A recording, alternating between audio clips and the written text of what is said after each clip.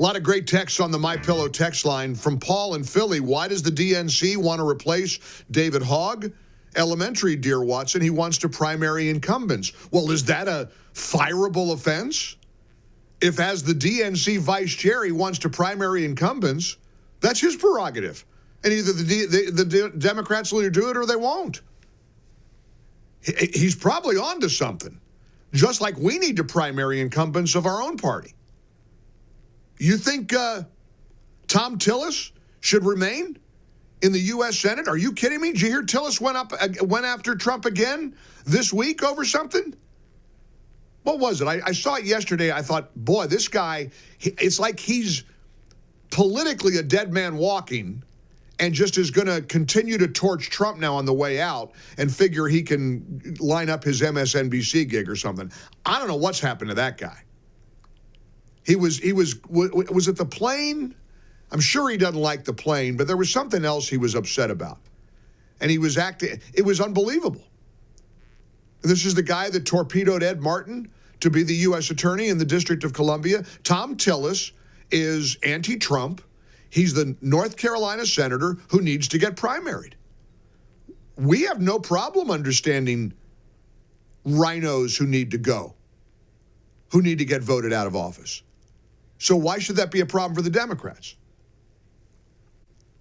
Here's a text from Florida. The left always, always, always eats their own, Mike. Look at history, the French Revolution, the USSR, China, and more. They always purge their own. And then an interesting text from Pennsylvania. David Hogg caught a little interest before his age group started turning to Trump, especially young men. I was just talking to a friend of mine about that this morning, how Charlie Kirk has, I think, practically single-handedly turned young people conservative. And all this data is starting to be released about young people turning to religion, faith, marriage, Republican Party politics.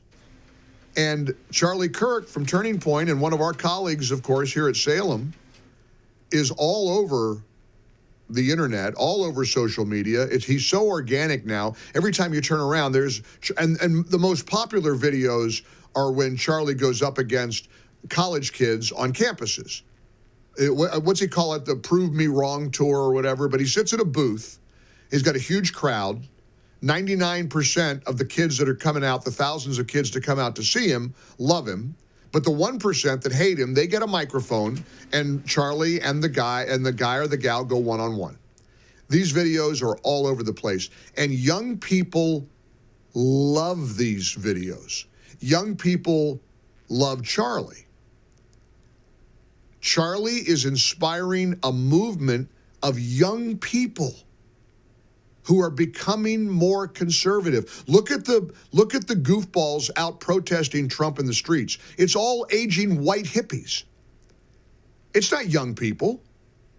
So that text is so smart from Pennsylvania. David Hogg caught a little attention early on when young people were sort of undecided, but he fizzled out. Doesn't have any momentum, doesn't have any juice. The guy with all the mojo now is on our side. It's Charlie Kirk. Hal is back from Bucks County, PA. Hey, Hal, how you been? Good. Orson Welles told a whopper of a story decades ago, and he had the benefit of no television. The Democrat Party and the politicians of the Democrat Party and the talking heads, like Jake Tapper and the rest of them, have been telling a whopper of a story for more than 4 years about Biden and his competency, and they forgot they were on television. There's a record of it. So what benefited Orson Welles There's a record of it. Sunk them. There's receipts. There's receipts. Have you seen the montage of Jake Tapper attacking anybody? Now you know Jake Tapper is now publishing a book that he has written. It's a bombshell book. Oh, and Jake's making the rounds, Hal. He's saying they lied about Biden's cognitive decline. Here's my book about his cognitive decline. Here's the montage. Hal, this is astounding. Check out Jake Tapper. Like you said, there's receipts. There's tape There's proof of this. Here's Jake Tapper, a montage put together on social media, ripping into anybody who dared suggest that Joe Biden was suffering cognitive decline.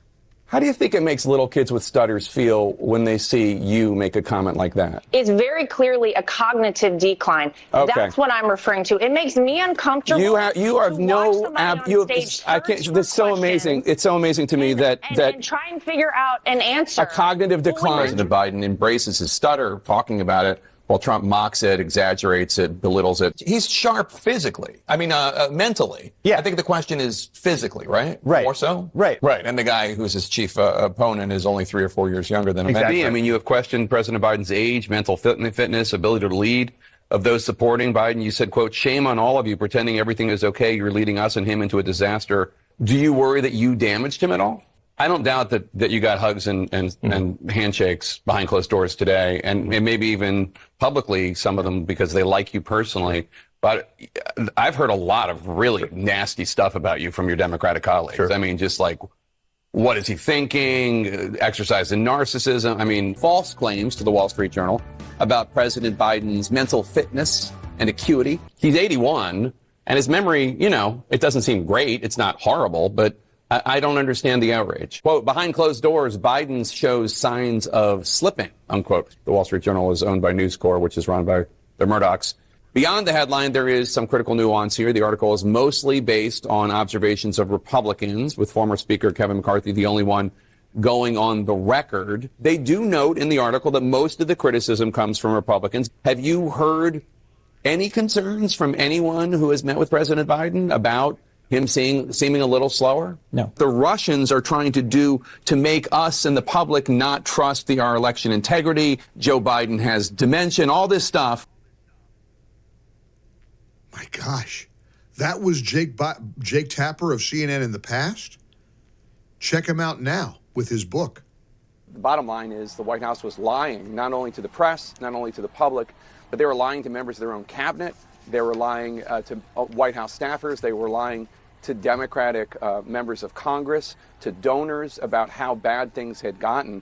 And in fact, Alex and I started writing this book after the election of 2024, and we spoke with more than 200 people, almost all of whom were Democrats, and almost all of whom wouldn't be honest with us or wouldn't be candid with us until after the election. And then after the election, we found out all of these things that when you looked at what was going on with President Biden at the time, it probably doesn't surprise you the extent to which he was deteriorating. But now we have anecdotes and facts about what was really going on behind the scenes with details that Democrats wouldn't share with us until after Election Day. Wow. Golly. I mean, how embarrassing. How that guy, he's going to go on a book tour. Again, if we had a serious media, he would be hounded by questions about the way he ripped into anybody who dared question Joe Biden's condition. How do you think it makes little kids with a stutter feel, Laura Trump, when you suggest that he's suffering from a cognitive decline? You're picking on little kids with stutters. Yeah, because the 100-year-old guy supposedly had a stutter 100 years ago. Nice try, Jake. Nice try. And you know the crazy part is, I don't even think he's embarrassed. Do you think he's embarrassed behind closed doors? Do you think, like, privately he's ashamed of what he's become?